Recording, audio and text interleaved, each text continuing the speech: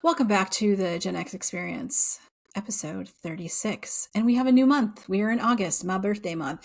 And we also have a new topic. We are doing something more fun and lighthearted. And we are talking to Gen X content creators, not influencers, content creators, because that is more cool. And today we're going to be talking to John Wellington, also known as the DadBod veteran. If you are on Instagram or TikTok, you've definitely seen him. He has a YouTube channel, also is on Facebook, and he is part of the GenX Takeover comedy tour. Be sure to check out that website. I will have it listed in the show notes so you can go see them when they are in town. He is one of 4 Gen X content creators is doing stand-up comedy. That also includes the real Slim Sherry, Kelly Mano, and the Professor Nick Harrison. All of them I love. They're all so funny, and I love seeing Gen Xers just doing really cool things in our midlife. So let's get to know my guest before we dive into the interview. So John, the DadBod veteran Wellington, is a Navy vet, a proud father of 5, and a digital comedy breakout who's living proof that it's never too late to go viral, which I completely agree.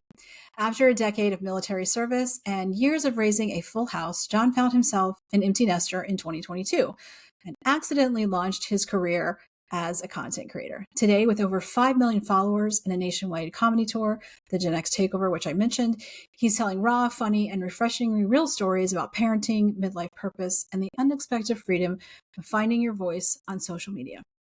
So without further ado, and enough of my talking for now, let's get into my interview with John Wellington, the DadBod veteran. Well, John, or DadBod veteran, however, how would you like me to refer to you in this podcast? You can call me whatever you want, just don't call me late for dinner. That's all I care about. Well, because as Gen X, we know if you were late to dinner, you probably weren't going to get dinner. Yeah, that's right. You're not going to eat. You're going to get the scraps after your brother and sister like mow down on all the good pieces of chicken. And it was never like the good cuts of chicken anyway, because it was the cheap stuff. So you might have got that really tiny chicken thigh that nobody else wanted. Yes. And I had a brother. So when for instance, my mom would make lasagna, she made 2. And one of them was just for my dad and my brother, because otherwise my sister and my mom would not get to eat. So, oh man, I didn't have it like that. Y'all was fancy. Sometimes. But anyway, thank you, John, for being on the podcast. I'm so excited to talk to you because I have been following you and watching your content on TikTok. I don't know if it's TikTok or Instagram where I first came across you, and other Gen Xers. All the places. Right? I mean, you kind of have to be. Yeah. All the places. Diversification, it's like an investment portfolio now. Right. Yes, and everything has a different algorithm, which is really fun. So what inspired you to let the voices of Gen X, your voice specifically, be heard on all the platforms? Well, nothing. I was not inspired at all. That's the thing. This whole thing is an accident. It's a fluke. It's a subject of my empty nest syndrome. That's really where this started. So the story is I've got 5 kids. I've been a dad since I was 18. I had my first one young, as a lot of Gen Xers do. And so I've always made my decisions based on my kids, every decision in life, career-wise, blah, blah, blah. It was always about making their life comfortable. And my last son, he was leaving for boot camp, and he graduated in May, and he was planning to go in August. So we were going to have the summer together. The Navy came back and made him an offer that he couldn't refuse, a very large sum of money to leave early. And so he took it, and he left literally 3 days after he graduated high school. So we didn't get the summer at all. And so I was, for the first time, sitting there as an empty nester who worked from home and had a lot of spare time on my hands, and a lot of times to reflect on my life. And I got kind of depressed and blah, blah, blah, because I had never done life without kids. So originally when I started this, it was me doing videos on the porch of what made me happy, which was telling stories to my grandkids, which I don't have. The voice itself is the voice that I had imagined I would want to hear stories from. And everybody's tried to pigeonhole it as this British accent or as this Gandalf accent or all these other things. It's none of those. It's just the voice that was in my head. The closest thing I've heard is it's a transatlantic, like Titanic era accent. That's the closest I've heard to it. But there was no origin of where I did it. It was just what sounded good to me. And so I started making this library of videos of me telling stories of life when I was a kid in a funny way, with some sarcastic, drawn out exaggerations, etc. And then one day that caught on a little bit. And then one day somebody sent me a video and they said, "Hey, what does the DadBod think about this?"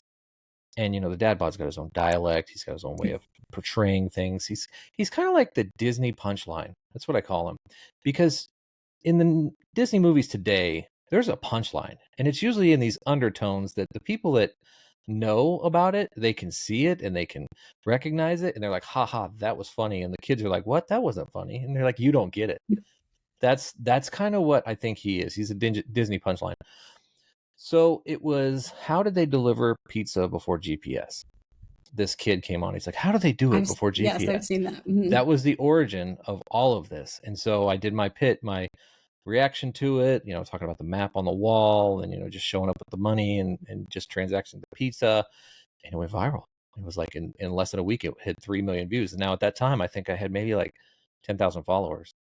And then within a couple of weeks, I was at 100,000 on TikTok. And what happened from that was then all these other people started sending me these videos of like, what does the DadBod think about this? What does he think about this? And that's where he became this voice of a generation, if you will, kind of portraying, what we remember life like, but also in a slapstick, you guys are really dumb for doing it this way kind of way. And the internet helps me tremendously with this, because there is no end to the young people doing less than intelligent things for likes and clicks. And so I've got content forever. And that's really where he started. It was never intended to be all of this. It was never intended to be all of this. It's just a fluke. And I'm just riding the wave as long as it goes, because who knows? It's thinking like a Gen X. This can't be real. Right. This is the dumbest thing I've ever been a part of. So it's going to go away at some point. So let's just have fun and do it while it's available.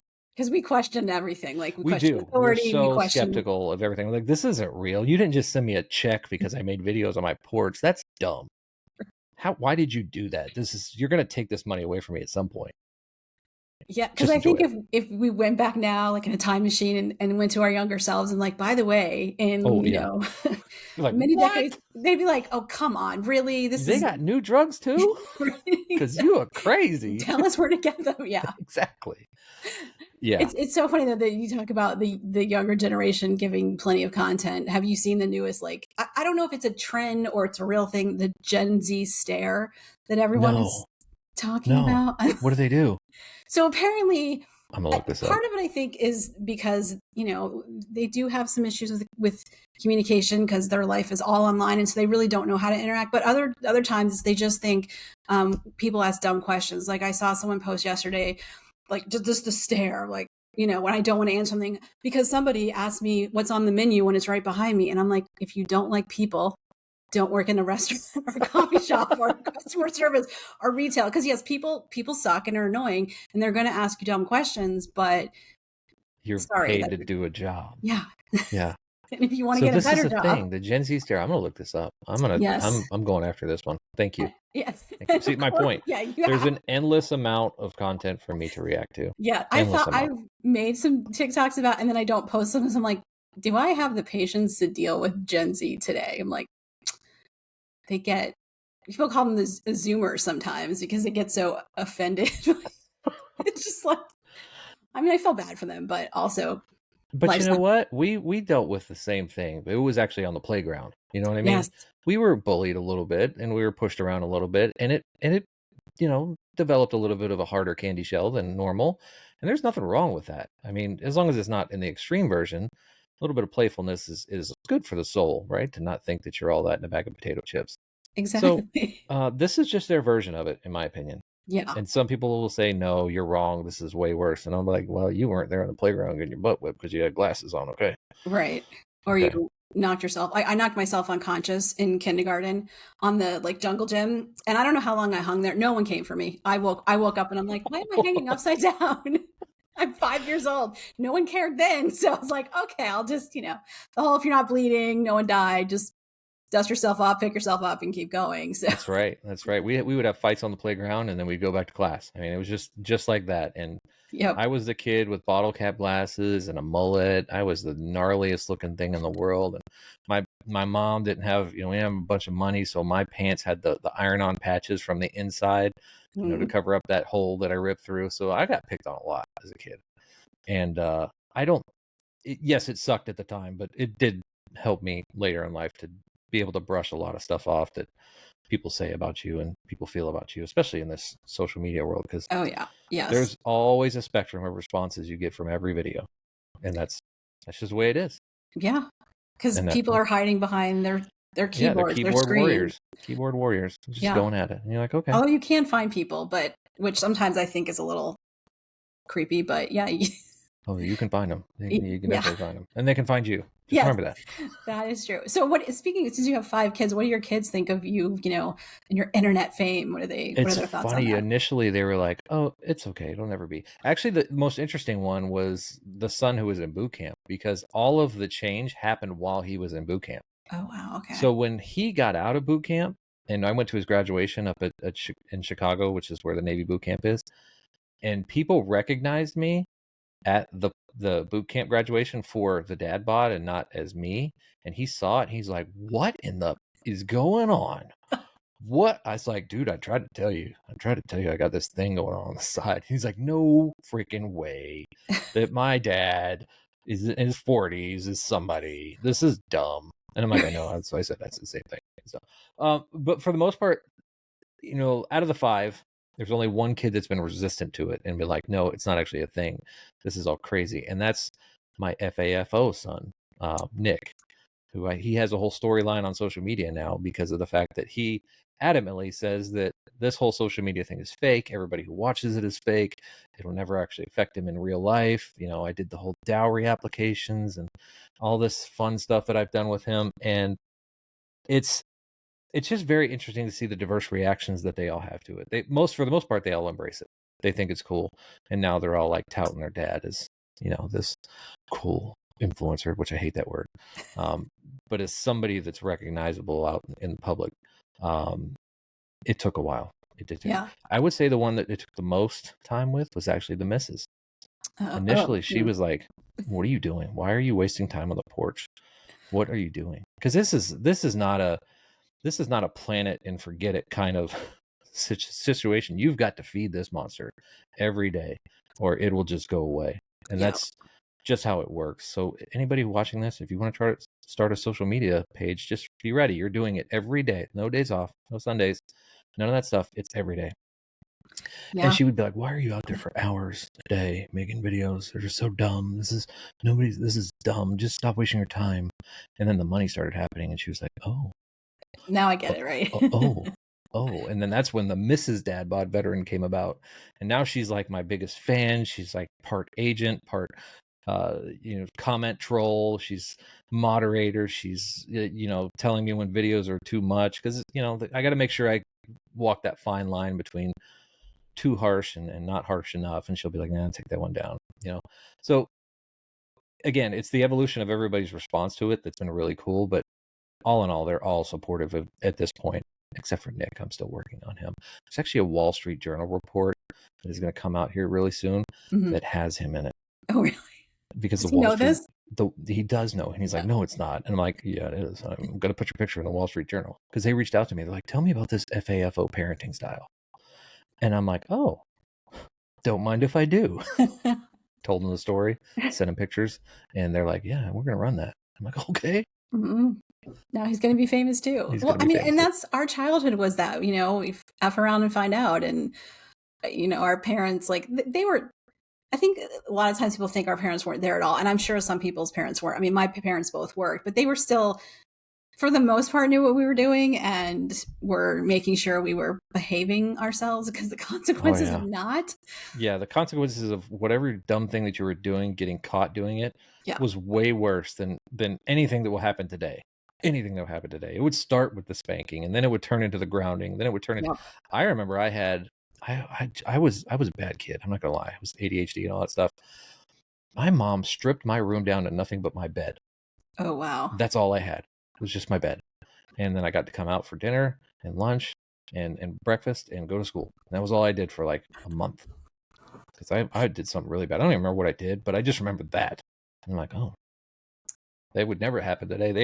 They'd call DSS on you these days for that kind of stuff. Yes, the whole gentle parenting. I think we've gone from like trying to make up for the way our parents raised us to going the full other side, which is there has to It's a be pendulum. It's a yeah. pendulum. I think it's going to rotate back around. I think I really think it already is. yeah. My sister, because I have a sister and brother, they both have kids. My sister's definitely more of like the F around and find out. Like she's raising her kids how we were raised for the most part. And then my brother's a little more like lackadaisical and has realized, oh, that's not really working very well. Because his daughter's going to be in junior high. So, oh, yeah. Yeah. Yeah. I think the hardest part about parenting is when you realize, depending on how many kids you have, when you realize the age that you are no longer able to parent and you are more coach and guide, and that your direction to them means nothing. I think it's like, depending on the gender, it's around 14 or 15 that you really have no true ability to direct them anymore. You can only coach and guide them. I learned that with my first one, and luckily I learned it fast enough that I could just understand the period before that and how I had to make sure that I steered them in the right direction, because I knew that this time was coming that they were just going to tell me to go kick rocks and not really care what I say anyway. Right. But yeah, if you don't get it right before that, it could go sideways real easy. Yeah, I remember I think it's maybe started junior high, but definitely high school, where I started to think my parents, well, mostly my mother, because my dad, I was like, whatever, didn't know what she was talking about. And I'd be like, Mom, it's the 90s. Mom. I'm like, and I would just call her woman. I'm like, woman, it's the 90s. Come on. And then that was like yeah. And she just would look at me like, oh, what, and then when I got older, I was like, okay, no, I'm the idiot. And she didn't know what she was talking about. And I need her all the time. And yeah, it's because, kids don't come with instructions. And once you become an adult, and it doesn't matter what generation you are, you're like, oh, this is some nonsense. I don't know why. Like, I remember the day where my kids, especially my oldest, she turned to me and she goes, Dad, I'm sorry, this sucks. And I'm like, I tried to tell you that was going to suck. Yeah. She's like, no, it really sucks. I got to do bills and all that stuff. And I'm like, I'm sorry. Yeah, when you realize, like, wait, I always had toilet paper or just like toothpaste in the house. That's right. Like, I could choose something besides ramen. Right. Now I have to do everything. And I have to go, all the things. Yes. Yeah. And I do think our parents kind of prepared us for that, but I don't know if you can ever really prepare people for the only way you can prepare them, in my opinion, is to make them experience it early.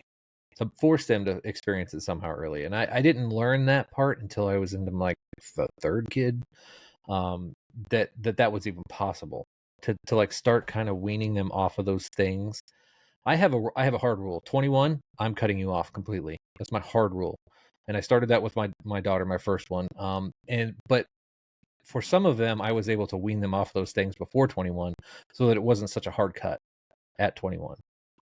I think that was helpful. Is if you can cause them to experience some of that pain early, then when they bring on the other pains, it won't be it still sucks. There's no way you can get away with it. Not as bad. And the older you get, you're like, why did like, you want to live a long time. You're like, why is this still going on? Why am I having to? Yeah, I don't think it was until like 40 that it stopped. It's like 40 is finally that point where it starts to stop, or maybe it's just that you start to not care because you realize that life is so finite. Yes. But you just got to get past 18 to 40 and you'll be fine. Everything will be fine. Maybe. Yeah, hopefully. I mean, there's, our government and climate change and all the other crazy things. All the things. You try to like forget, like, I'm just going to push those over here and just focus on my own life, because otherwise you'll crawl up in a hole and not want to come out. So I also know that you're on a part of a GenX comedy tour. Yeah. Have you already started the tour? Or because I was God, and again, another dumbest thing I've been a part of in my life. So here's the story, because I love stories. Obviously, storyteller. We never planned on doing this either. Okay. So me and Sherry, or the real Slim Sherry, our paths started parallel to each other. We both started about the same time. We both had similar trajectories. We both diversified on all the platforms at the same time.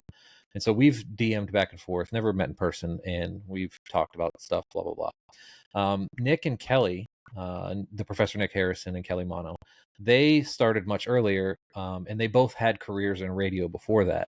Okay. Nick was on ESPN radio, and Kelly was in St. Louis and radio, and they've been part of that society for a while, where me and Sherry were kind of the corporate people. So Sherry and Nick went to the Cheer Choice Awards, which is a social media award show that happens in Vegas every year. They went to that not last year, but the year before, and they met each other there, and they started talking about, maybe we should get together and do things, blah, blah, blah. So last Labor Day, or it was like last June or July, Sherry reaches out to me and she said, hey, would you be interested in going to Nashville to hang out with some other creators and do creator stuff? And I'm in the part of my life where I'm just saying yes to everything. The world will tell me if I'm supposed to say no by either saying you don't have enough money or you don't have time to do it, whatever. I say yes to everything. Hence why I'm on all these podcasts. And when that happened, Kelly was in the background. She communicated with Nick and they started that thing. We expected that we were going to go rent an Airbnb. We were going to go out in town and maybe see some of our fans, blah, blah, blah. Nothing like deliberate or special. And we were going to sit back and do videos, collaborative videos, and watch rom-coms and, eat pizza in our pajamas. Who knows? That's what we expected. Our wives got involved and they were like, no, we're not flying to Nashville for free. We're not taking this trip for free. So we're going to pimp you out. You guys are all going to do stand-up comedy. Now, Nick has done stand-up comedy before. The other three of us had never done stand-up comedy in our life. Never even contemplated the idea of stand-up comedy. I was fine being a creator. I was fine where I was. But that was not the path. So we scheduled a show at the Third Coast Comedy in Nashville. It's a small comedy theater, 88 seats. We put that up for sale and it sold out in an hour. Okay, so we did a second show the same day. Put that up for sale, it sold out in a day. Okay, we did the show. Show went great. It was an awesome show. I had never done stand-up before. I was so nervous. I thought I was going to barf all over myself. But it went and it happened. And here's the kicker. AARP reached out to us and they wanted to sponsor the show. That in itself is hilarious. I've actually made it part of my joke set. It was like, I was like, guys, we got a sponsor. It's actually AARP. And they're like, no. I'm like, yeah. They gave us money. They gave us money to do this and be part of it. And so that show went great. So we were like, okay, maybe we can do it again. So we scheduled one in Cleveland. We did Cleveland. We sold that out, 250 seats. Then we're like, maybe we got something here. So we go to Atlanta. We do Atlanta. We sell out 2 shows at 250 seats. We then go to New Orleans. We sell out 2 shows at 350 seats. Then with the big one, we go to Vegas and we played the Palms at 700 seats. We just left St. Louis, the factory, which is Kelly Mono's hometown, sold out 2,200 seats. And in August, we are going to be playing the Caesars in Atlantic City. We're playing the Hard Rock Cafe in Cincinnati. We're going up to Boston and playing there. And we've got, I think, 20 more shows scheduled so far through 2026. And you're doing a cruise too, right? And we're doing a cruise in November, a GenX Takeover cruise. Dumbest thing ever. This is so dumb. This is so Hopefully dumb. hurricane season doesn't... Oh, it's in November. We'll be fine. Yeah. We'll be fine. But yeah, we have 750 rooms on this boat of people that are there to see us. That's awesome. And hang out with us. It just feels so surreal. Yeah. So very surreal. I'm bummed that I missed the Atlanta one because that's where I live. We'll come back to Atlanta because we did Atlanta very small scale. So we're probably going to come back to Atlanta and do, because that's Sherry's hometown. We're going to come back and do something a little bit more medium scale there. That's definitely in the books. Yeah. We're coming to Charleston in October if you want to drive over here to Charleston. I have to go. I'm going to New York and Chicago in October for work. Otherwise, I would. I love Charleston. It's one of my favorite. Yeah, because we have the beer fest the day before, so we're a joint ticket. You can go get beer and then comedy. It's a good combination. It is a good combo. Is it like out in the field where Yeah, the beer fest is out in the field, but we're actually in a performing arts center. So. Because I feel like we're at this point where passing out in the field is not cool, or would probably be one beer as opposed to when we were younger. And the other thing is, all of our shows, just in case anybody's watching, we try to start them at 5 p.m. because we know that an 8 p.m. start is not going to. In fact, Atlantic City is starting at 9 o'clock, and it's because the casino wants it to start at 9 o'clock, and we're like, come on. So we're actually turning it into a pajama party. Oh, nice. We're asking all of the audience to come in their pajamas. We're going to wear pajamas. We're making a pajama party out of it because this kind of sucks, and this is not our kind of game anymore. So let's make light of it and have fun. it is funny how, when you're young, you're like, oh, I'll stay up all night and then I'll go to work or whatever, or I'll pregame or I'll nap and then go out. Now I'm like, if I take a nap, we're not going anywhere. Yeah, exactly. And if I pregame, I'm pregaming with water. Yes. There's no way I could drink and then try to go out. No, because that one beer, which is my limit, yeah, can't because do it. now the two, you could have 2 drinks and feel great, or have 1 drink and not be able to get out of bed the next day. So it's not as fun It's not as fun. And I love like a good craft cocktail, but I'm like, oh, I don't know how this is going to affect me tomorrow. Yeah, it's like you got to be very choosy. Everything has to be planned in life, including getting out of bed. It all has to be planned.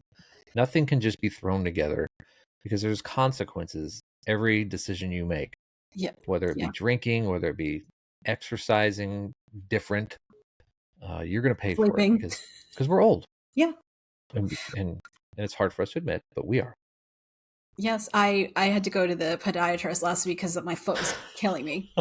And now I have arthritis cream. And I didn't know. I didn't know it was arthritis cream. Like, she didn't tell me. She's like, oh, put this on there to help. Whatever.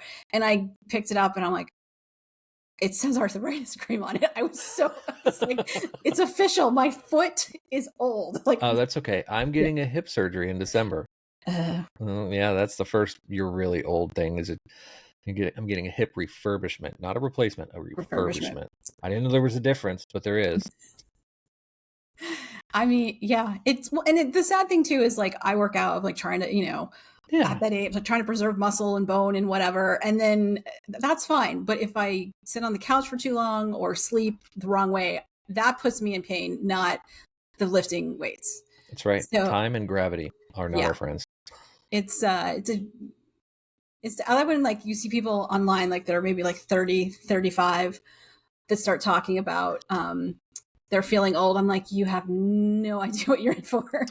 Oh, but listen, I have a whole nother segment of my audience that's much older, and they're like, you got nothing yet, buddy. I'm like, dang it. I don't want to hear that. I don't want to hear that it's going to actually get worse. I'm like, yeah, it doesn't actually get better. It's like, dang it. It sucks.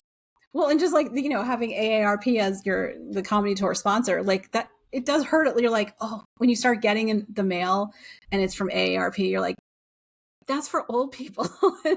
I embrace it. I love it. I think it's awesome. Because I always have to make a joke at it. I've always been a jokester of every situation in life, even the horrible situations, parents dying or something like that. I joke about that all the time. That's just the way I deal with painful situations. So AARP, send it on. I am the first one to whip out my card at Denny's. I'm like, what? You got an AARP card? I'm like, yeah, I do. Discounts are good. I'm going to hit you with the veteran card too in a minute.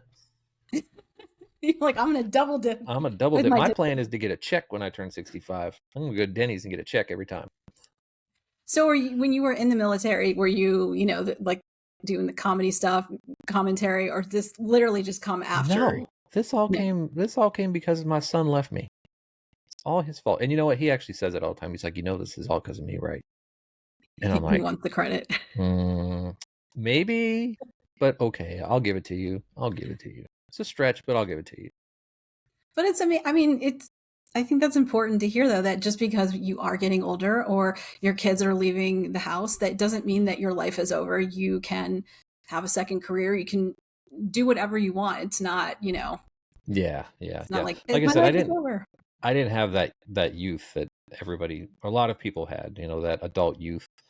And so I'm kind of having it now, which is cool because I have adult money and I can do adult stupid things. Whereas I see a lot of my friends that are, they've got younger kids at my age and they're like, oh, I can't hang out. I can't do all these things because I got kids. And I'm like, well, that sucks. You chose poorly. It's not my problem. I'm going to tell my brother and sister that their kids are, my nephew is going to be 14 and my nieces are both, one just turned 12, one's about to turn 12. But those kids have a better social life than I do. Like they're always doing stuff. And I'm like sitting at home going, yeah, I'd like to go out, but then I have to go out and drive in Atlanta traffic, which is a nightmare. I have it's ruined my love of driving. Because that was the one thing too that I've noticed different in the generations. Like when we were growing up, the minute you could get your license and get in, you were gone. Yep. You were gone. You had friends with cars. You had a car. You were scraping money from working at the fast food restaurant to get the crappiest car Yeah. just to go, just to And get out. they don't seem that enthused to. No, like I had a kid that didn't, Nick, he didn't get his license until the day before he went to boot camp. Oh, wow. Yeah. He had never driven in his life. I'm like, what? You're 20. How is this a thing? It's just, they're different priorities. And you know what they've got? Unfortunately, we've made their life very comfortable. We gave them all the things that we didn't have, and we gave them the inside of the house that's way better than anything outside of the house, all the food and all the creature comforts and the internet and all those things. We did that. Yeah. So we created this monster. It's all of our fault. I'm looking at all of you, okay, out there. It's all of your faults. And this is the result of it. They're not inspired to go off and flourish in the world. We were like, get me the hell out of here. How do I Yes. get out of here? Counting the days. Yeah. That's right. What's the quickest way out of here? And when do I graduate high school? Oh, yeah. I remember sitting at my high school graduation. The girl next to me was crying. And she's like, why aren't you sad? I'm like, because I'm getting out of here. And it wasn't that I was getting away from my parents or my brother or sister because we were very close. I just wanted to get out of my hometown. It's very small. I'm like, get me away from here. I need college. I need to like be able to do what I want and not have this, have to be the good girl anymore. But yeah, you hear stories too about kids bringing their parents to job interviews or not being able to make doctor's appointments or having their parents call it. I'm like, and I don't blame the kids. I'm like, what was wrong with the parents? Like, your job as a parent is to help your children grow up so they can be productive adults in society. And going to a job interview alone, as much as we all hate those, is kind of one of those things. It's part of that thing, right? Yeah. My goal as a parent has always been to make you an independent member of society. I don't care what you do. You could be a janitor, you could be a doctor, you could be a florist. As long as you are a productive, independent member of society and you can function your way through it, I think I'm successful, because I'm not going to be here forever. You're going to have to live in this world without me. The quicker that I can cause you to be capable of that, the better, in my opinion. Yeah, I mean, both of my parents have passed, and it sucks without not having them. But that's it'll be next week will be 8 years without my mom. It's been 5 years without my dad, and I miss them every day. But they actually taught me how to be a functioning member of society, and adulting. I blame them for that, but yeah, so it's true. I think like Gen X might need a wake up call, because it is our fault that these kids can't. It's the pendulum. Like I said, it swung so hard because the boomers left us alone to figure it out. And now we've swung the opposite way to try to make it so that they don't have to think about anything. And then they're going to swing back the other way. And that's where the Gen Alphas come into play. And they're going to be just like us all over again. Yes. Just like us all over again. With technology. Yes, which hopefully they'll learn to use smarter than we do. So, well, speaking of different generations, when you get comments on your videos, because I've noticed I always like to read comments under videos because they're usually very entertaining. Interesting. It's funny how you see, like, sometimes boomers are like, well, we had that too, you guys aren't special. I'm like, we're not saying we're special. Or the millennials or there's like arguments start about who had it worse or who had it better. Or do you get comments like that as well? Oh God, yeah, all the time, especially from the boomers. They feel left out. I feel like they feel left out. I think what happened was everybody realized how cool Gen X is, and they woke up to that fact. And we're no longer the forgotten generation. We're the generation that no one's going to forget. And there's coolness to be part of that small exclusive club, because there's really actually not that many Gen X children because of what our parents were doing. If you think about the boomers and the silent generation, they were doing Woodstock and free love and, anti-war and all this stuff and, independence and don't have kids and blah, blah, blah. And the kids that they did have, they were like, sit down, shut up, don't be heard kind of kids. Right. Yeah. So we are a smaller generation, but we grew up in some very interesting times of transition in this world, from, the traditional single income home and the nuclear family, all the way through technology and into the, Y2K and all that stuff. That was our time. Yep. And everybody's realizing how cool it is. So they want to be a part of that, but they don't want to go through the pain of getting there. Right. And so it's always in the comment section. I'm like, hey, I feel more attached to you. Can I submit an honorary application to be a Gen Xer? I'm like, hey, you can do whatever you want. It's just the Right. comment section. I don't Yeah. care. It doesn't really matter. It's not that we charge dues. If we did, maybe that's a good idea, is I charge certain dues for all these honorary people. Everybody wants to be part of whatever's cool and fashionable. And right now, Gen X is cool and fashionable. And we will be until we get crusty. And then we won't be anymore. Yeah. And some of us are already crusty. Yeah, some of us are. I mean, the first Gen Xers turned 60 this year. Yeah. That's like it's a big thing.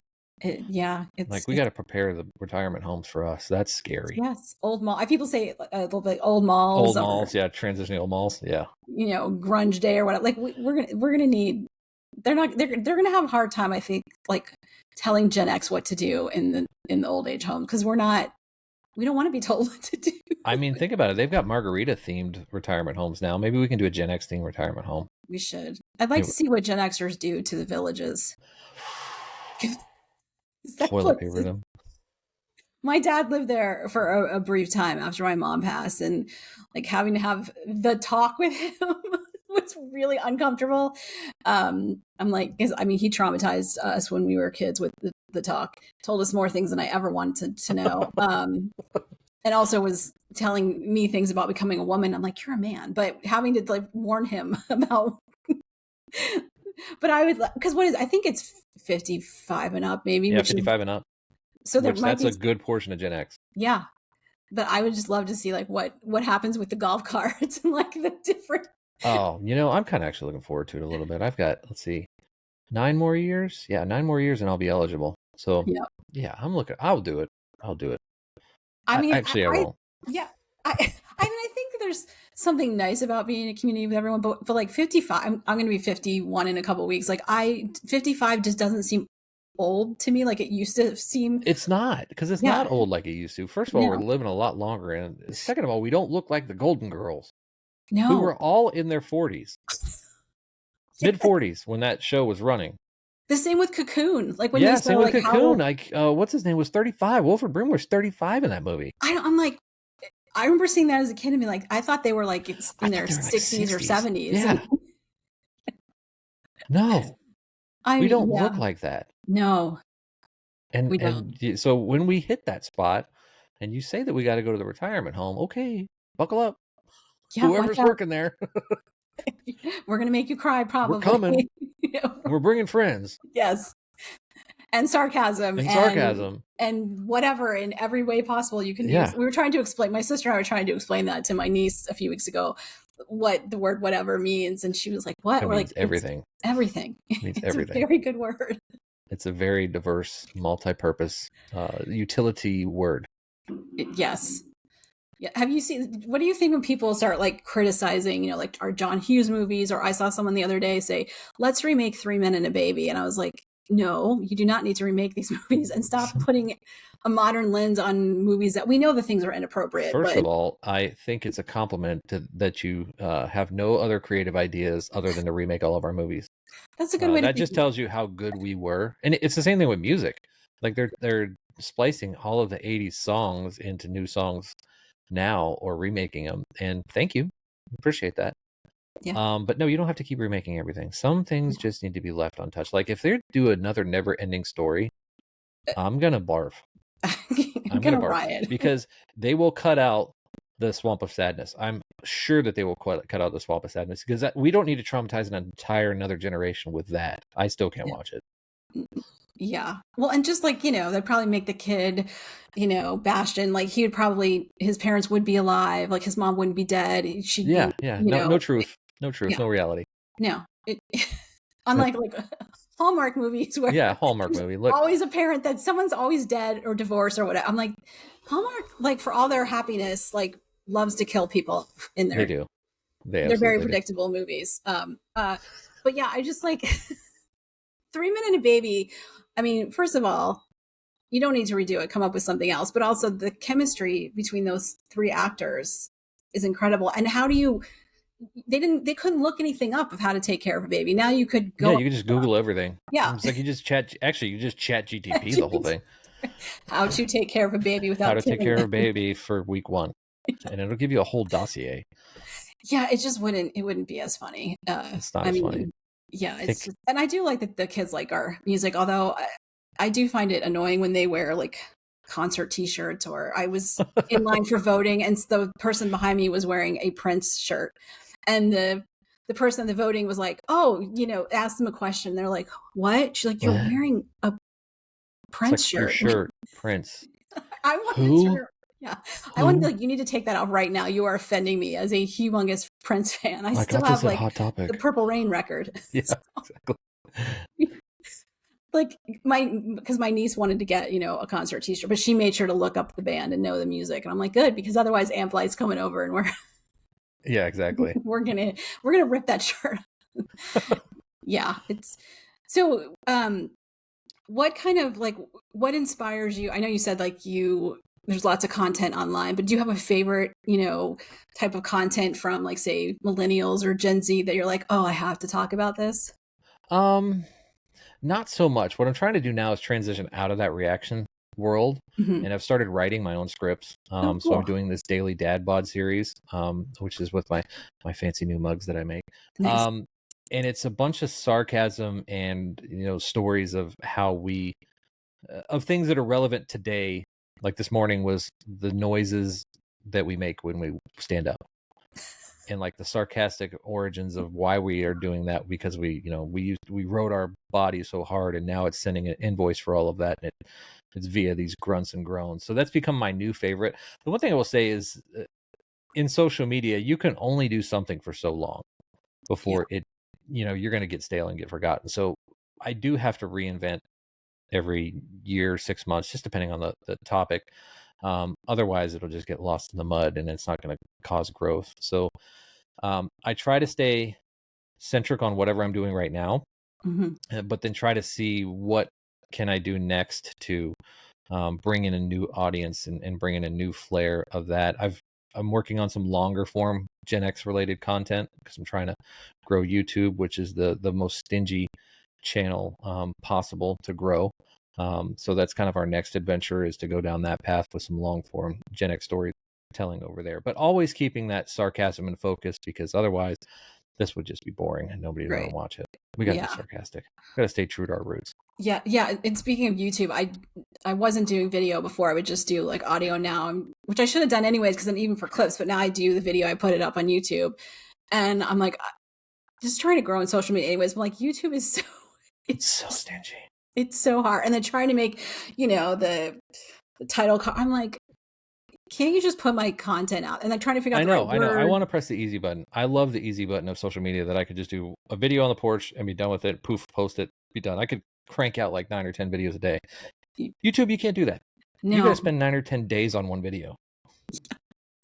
yeah, and I haven't put in that effort yet, because I also feel like Gen X. Yes, we've had to evolve from like you know the yellow pages to our phones, but there's so much tech to do as a podcaster, or if you're on Yes. social media, or I work in advertising and I own my own business, so it's like I feel like at a certain point as a Gen Xer, or maybe just as a human being, I'm like, I don't have any more room in Yeah. the tech part of my brain, nor do I want to have more room. No, and also that part of your brain is dying, and that's okay. It's just because time, is not your friend. Um, yeah, there's so much. Like, if you were going to do all the things like these kids do, and maybe that's why especially the younger kids, they usually are one platform centric. Yeah, Like, if you're a YouTuber, you're a YouTuber. If you're a Twitcher, you're a Twitcher. If you're an Instagram or TikToker, that's kind of the same thing, but that's all you do. We want to conquer everything, because that's just the way we think. We're like, well, if I can do it over here, I can do it over there.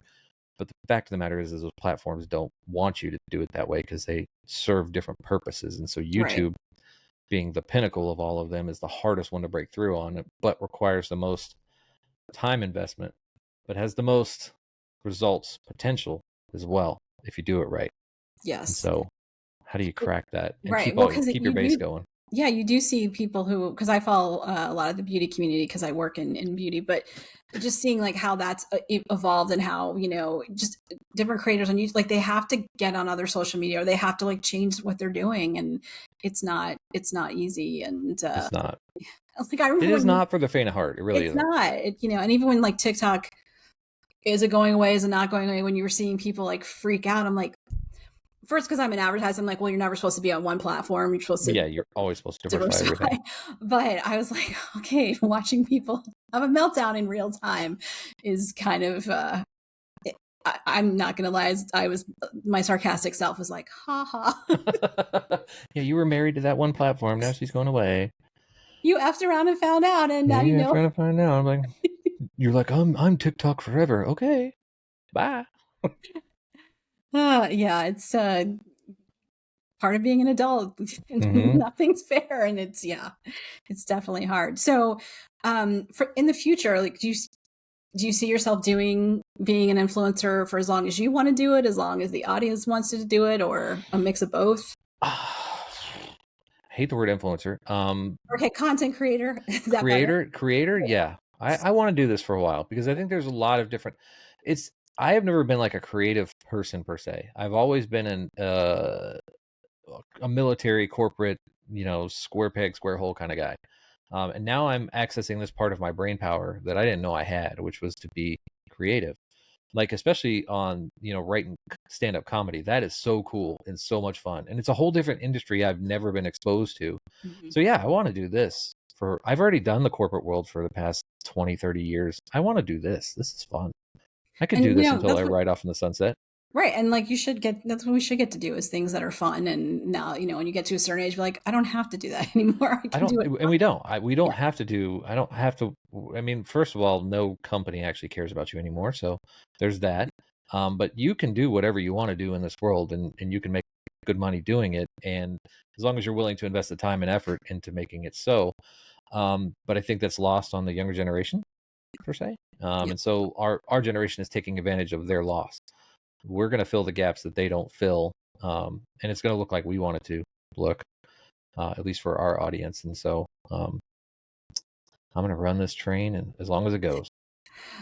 I don't know why I'm thinking of like the math problems. If train A is being train A leaves station going 30 miles an hour. Yeah. I'm like, I'll just look it up. I don't care what I'll just do. I'll go chat GPT it. Yeah, I mean, even back then, I was like, why do I need to know what time? And that's the thing, is like, you say that the tools are difficult, but the tools are also, there's also other tools available to compensate for that. Like having AI available. Man, if I had AI available as a kid, man, I couldn't even imagine. But I'm just scratching the surface on using that stuff. Yeah. Holy cow, it makes life easier. Because we only had Cliff Notes, and that wasn't for math. So yeah, exactly.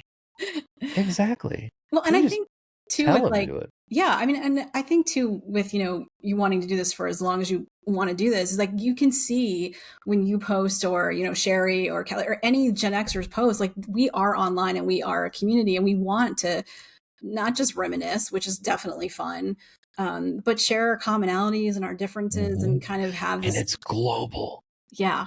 That's the crazy part, is I didn't know it was actually global until I started doing this. I'm like, and there's a lot of people like in Australia and the UK and South Africa and Germany that all follow me, and they all say the same. They're like, yeah, I remember that. I'm like, well, how do you remember that? They're like, the same way over here. I'm like, that's crazy. Yeah. There's a show on Netflix. I don't know if you've seen it. It's called Son of a Critch.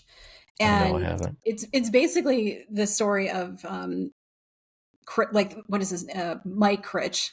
I don't know if that's the kid. No, that is his real name. So the guy who wrote it plays the dad in it, but he grew up in the 80s in Newfoundland. And there's like all these little references, and it's just like, okay, we all did have this commonality. Granted, Canada's not that far, but like, it is cool to see people in Australia or Canada or wherever that their parents said the same things our parents said. They had the same cultural references we did. And, it makes the global community feel like smaller in a good way.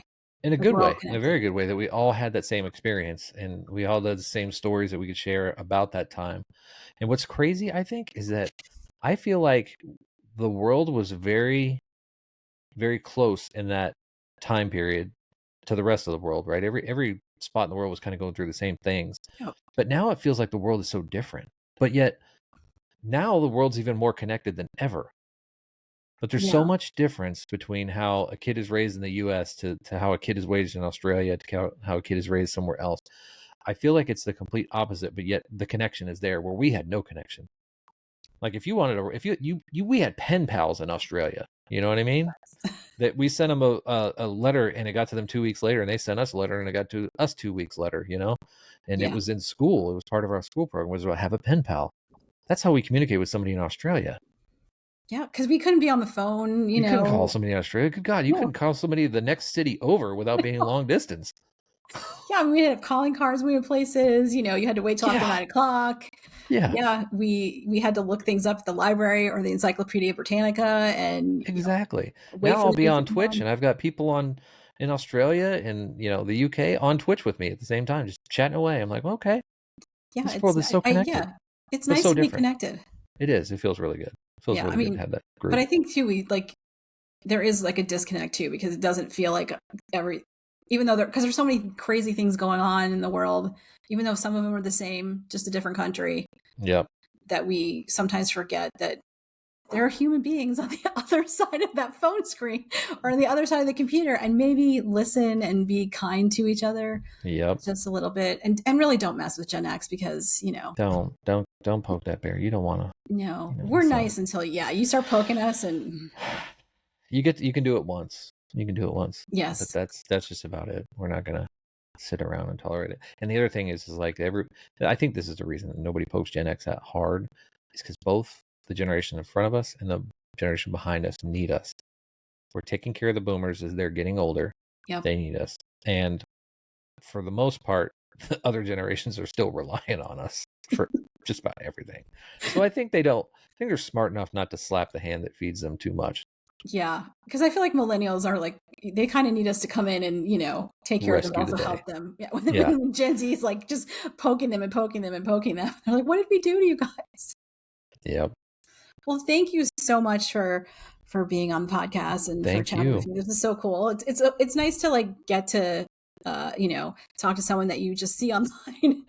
And even though we're doing real this people online, too. Yes, exactly.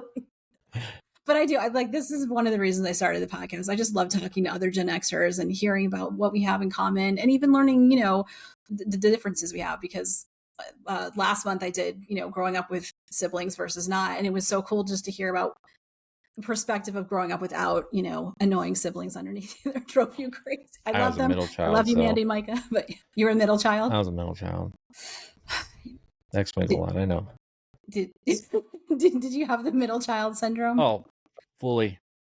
I was abused. Yeah. The worst. It was me. Everything was me. I was abused. I had an older brother and a younger princess sister. Okay. I was abused. At least in my mind, I was. That sounds like my sister. Yes.